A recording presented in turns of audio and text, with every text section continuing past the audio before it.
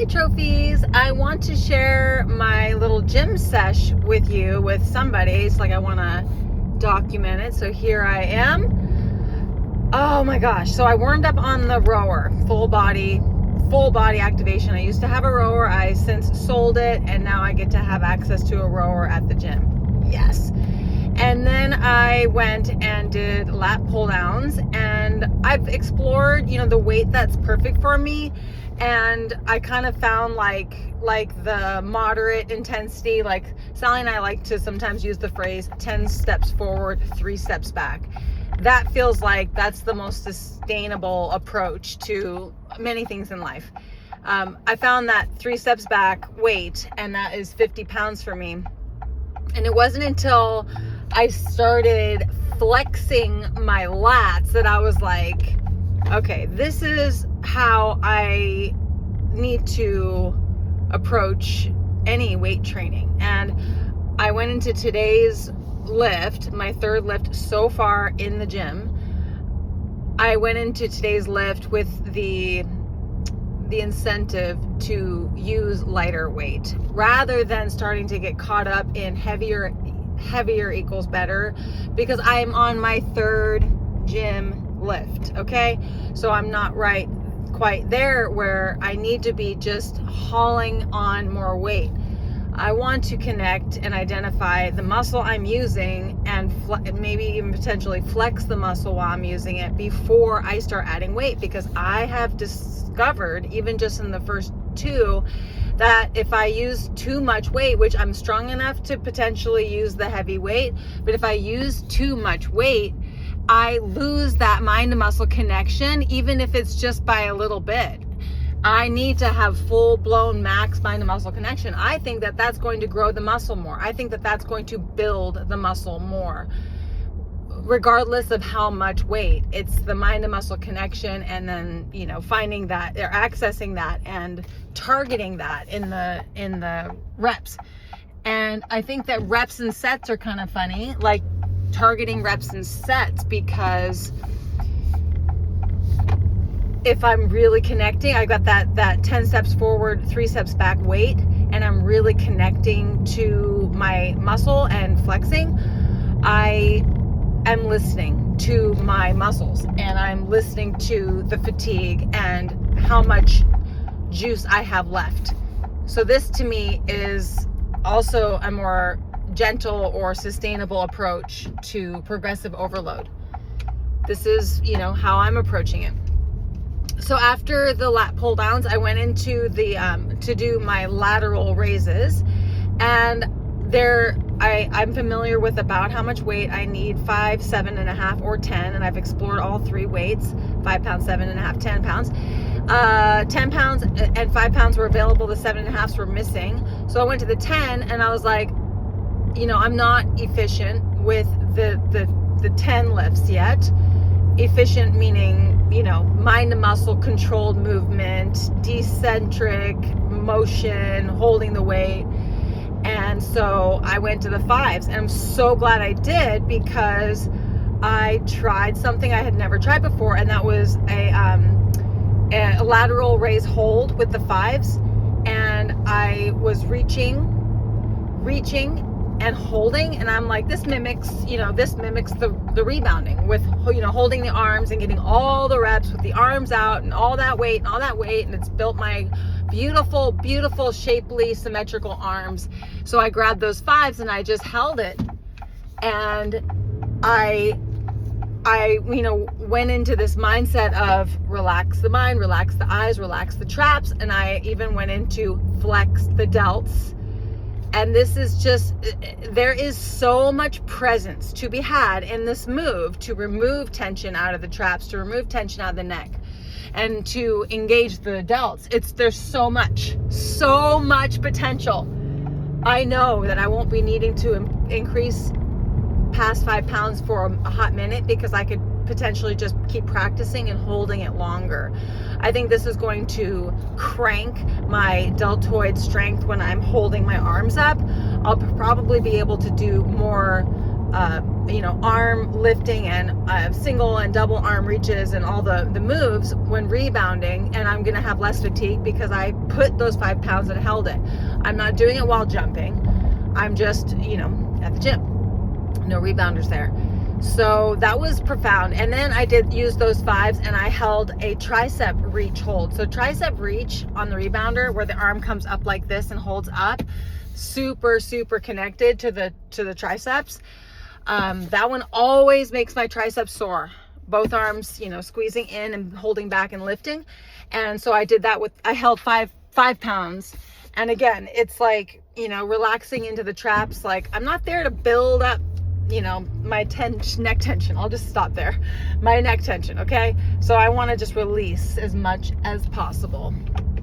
So I did, and did tricep holds, and I went to failure on the delts and the triceps, and it was perfection. And then I went straight for the hip thruster, and I took off the 45-pound plates, the two 45-pound plates, and I put on two 25-pound plates, 50 pounds total. And I got into a bridge pose, and I held I'm not actually using a barbell and just kind of having the barbell sit on my hips and kind of, tilt side to side. There's a machine that holds the weight in place. So I'm not having to balance, which is perfect, because adding 50 pounds to a bridge pose, that's a jump to, all the bridge pose work I do on my back on the rebounder. So efficient bridge pose on a rebounder. Holding the 50, I pulsed, I held, I glute flexed, I did quick pulsing, like bouncing. I did shorter pulsing, or a little bit longer pulsing. I had to stop, stand up, jump on the ground, and slap my ass. I do that anyway, so I don't always have to, but I do it anyway. Between sets, I usually body tap my muscles. I did a second round where the hip thruster, where I basically, I didn't remove glute activation, but I focused intently on the hamstrings by pushing the feet down. So there, again, is kind of just like a universe of potential to just be so present, because the second a thought comes through, I'm not connected anymore. I'm not pushing down with that precision. So I held the 50 pounds up, and I was pushing through the bottom of my feet. And the next thing I know, I'm up on the balls of my feet, because that is more activation in the hamstrings. Heels would be the glutes. And I spent as much time as I could in that position, not up on the balls and the feet the whole time, but I spent as much time as I could activating the full hamstrings. I was touching underneath there, just reaching a little bit to make sure just to feel it, to feel the activation. And I got to that point where it was like my brain, my body, it wasn't like so much fatigue that I'm just like, I'm absolutely spent, and like, like a personal trainer might have me cross over into that boundary. But until I was nose breathing the whole time, mine was calm, breath was calm, neck was calm, held that hamstring activation thrust for as long as I could. When I got out of it, I was moving very slowly to come out and kind of walking slowly. And then I started bouncing on the ground, trying to remove any impact. And then I did body tapping on my hamstrings, and then I like shook one leg and anything like that. It was so good. And then I finished it out by going into the yoga room, and there's this really cool move where I kind of get up, I lay on my my butt, and my legs are out in front of me, and I kind of have my forearms on the ground. I grab the side of my yoga mat. It's like I can grip it. So I'm like, just propped up on my forearms and holding the side of the mat, and my glutes and my thighs, my legs are straight in front of me. And I basically just lift the legs gripping onto the rib, the mat. I lift my legs like this, and then I go like this and lift, and both legs lift, and I'm using my core. I learned that move in a yoga class, and I did that as much as I could and activated the core, and then I stretched out the core, and then I did this again and stretched out the core. I probably spent like 10 minutes like in and out of the activation, and did some cobra pose, or like stretching through. Stretching is so key to building and leaning out the tummy, which is, you know, basically one of the last places I'm storing any weight. It's not like a whole lot of weight by any means, but I just need more flexibility and length in my tummy, because of the excess, you know, weight that is still there and is still remaining. I don't have any excess weight on my bicep because there's so much stretching that happens. Rebounding or all the moves that we're doing, it doesn't stretch out the tricep as much as the bicep. So anywhere that's getting a lot of stretching is gonna end up being leaner, and that's and grow more, because when we build muscle, we can grow it like, you know, bigger, more mass, but we can also grow it longer. Like, it can not necessarily get smaller. It grows longer, like it adds more tissue on the outside. So length is growth, and increased weight is growth as well. So keep that in mind. That's why rebounding is so efficient, because it lengthens and it adds the weight. And then we go in and we can connect, mind to muscle connection, and squeeze. And that, what squeezing is it's a restriction of blood flow. That's all it is. And it's similar to humming. It's similar to oxygen restriction, which is humming.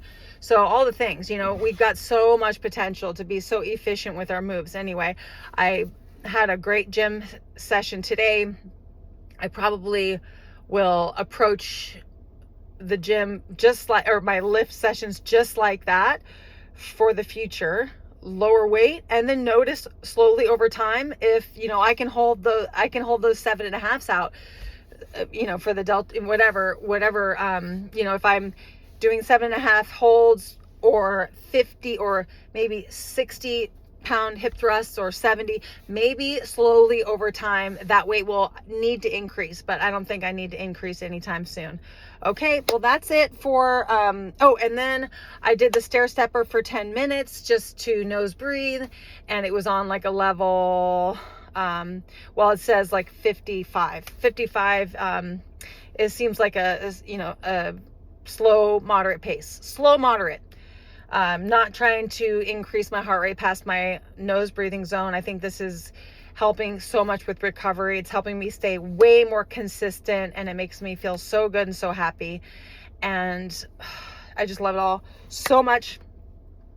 And then I went to the hydro massage bed, because this gym, it has the most incredible massage bed where it pressurizes water, like it rolls water pressure from your feet all the way up to your neck and back and down. It's a 10-minute free session. I'm like, yes, please. Okay, well, that's it. That's my report, and I know some of you would be interested in that, so I thought I'd share. Lots of love, trophies. Jumping is the absolute long-term, long game champion exercise. It is so efficient. It has straightened out my entire skeleton. My shoulders are aligned, my hips are aligned, my knee strength is excellent, my ankle strength, my hip strength, my hip alignment is excellent, the balance in my body, the symmetry in my body, and the recovery, the circulation, the lymphatic drainage. It is all just beyond so efficient when we are jumping. It activates quickly. Like, I think that actually is important to reiterate, is like when we start jumping, we activate all the muscles so fast. And I'm learning as I go with the gym classes that activation can happen slowly. I mean, if we're unfamiliar, or if we're, you know, how do we wake up the body?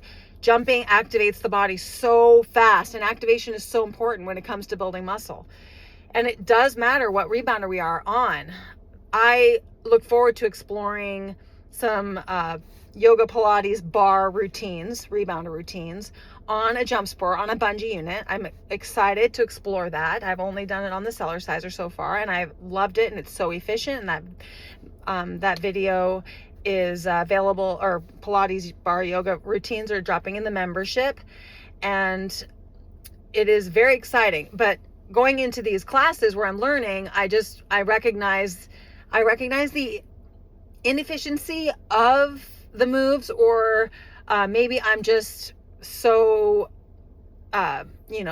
strong in my heart. I'm so nose breathing cardio strong that the moves, and muscularly strong, that the moves they're way too easy. Like it doesn't seem efficient. It's not challenging me because it doesn't align the skeleton as well and activate the skeleton as well. It just, meaning the muscles, the skeletal muscle tissue, everything, the fascia, the skin, the face, like rebounding is a game changer, and rebounding should be a part of everyone's fitness journey. It should be included on some level. It doesn't even have to be the main event. It doesn't, but it should be included. I look at everyone in that gym and I think everyone should at least be jumping also, because usually all these gym members are looking for variety. They're in the classes. They want maximum results. They want maximum activation. They want all their muscles built. They don't necessarily want to hire a personal trainer. They want all their muscles built. They want to lean out and lose body fat. And jumping offers all of that and more. And then I went to the senior home with my mom, and the guy described the fitness experience for all of the people living there, and he described rebounding. Low impact and gentle flexibility, increasing muscle and bone mass, preventing muscle loss, building strength, and physical therapy, and building alignment in the body, and cardiovascular health, and keeping the legs strong, the pelvic floor strong. It doesn't end with jumping. It's so exciting, and what rebounder we jump on matters. I'm going to keep saying that.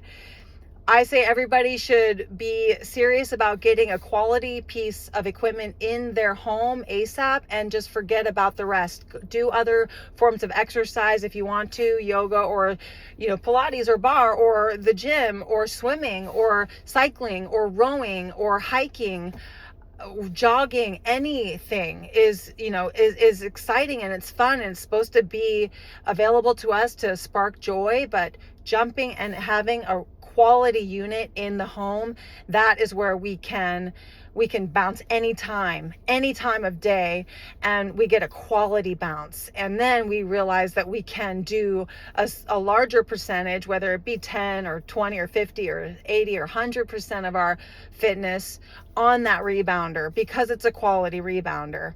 So that's my 2 cents. We have our preference, or our favorite rebounder, the Cellerciser rebounder, because it has the most resistance. When you jump on a surface, a rebounder mat, and every bounce is connected to beautiful, perfectly coiled, tapered, high-grade steel springs. The springs open just slightly and close, and the lymph and the fascia and the muscles and the cells and the skeleton are all accessing the high grade steel expansion and contraction of the body. The body is experiencing the quality opening and closing of the springs. This is so important. Compared to a bungee, the bungee just does not open and close, expand and contract anything close to what the Cellerciser spring, how the Cellerciser spring opens and closes. And so when we're shifting down and up and down and up, the whole workout, thousands of bounces against these springs, the cells hit a resistance. The resistance is there. They get that pump, they get that flush, and they don't hit that flush and pump nearly as much, if at all, on a bungee. It's like there's no resistance. The bottom of the bounce, that's how sometimes I describe the difference between a Cellerciser and a bungee is like, where's the bottom of this bounce? It's like you get the top of the bounce with bungees. It's like that's exactly how they you know, they even advertise it. It's like you're in this outdoor trampoline experience. The Cellerciser gives you the bottom of the bounce that has just the right amount of resistance and softness that it's perfectly gentle on the body, versus a spring that's low grade steel and doesn't open efficiently and is too firm, too compact, doesn't stretch. And then it's like, at first it doesn't stretch and it's tight and it's high impact on the body. And then the springs start to actually physically get longer. And now we're dealing with like a dud bounce, or like a dangerous, the mat is stretching out and now the mat's drooping and then the springs are opening. It's still high impact, and it's even less safe for the body. It is so important to at least be acknowledging that the springs need to be of the highest quality, and the mat itself can't stretch either. And so JumpSport or Bellicon, or, you know, high quality bungee units, they have a formula or a beautiful unit that I don't feel like the mat stretches, but the bungees, they do ultimately long term, they change. The bounce changes. And then, like I said before, the bottom of a bounce on a bungee, it just doesn't quite hit the cells the same as the Cellerciser. We 1,000,000% built our physiques on the Cellerciser, and we always gravitate back toward it. If we do a little dabbling, we always gravitate toward it. It is the pump, it is the flush, it is the resistance, the building of the tissue, the strengthening of the joints, the strengthening of the fascia and the skin, the tightening and toning of the skin, the transformation of the skeleton in a symmetrical way.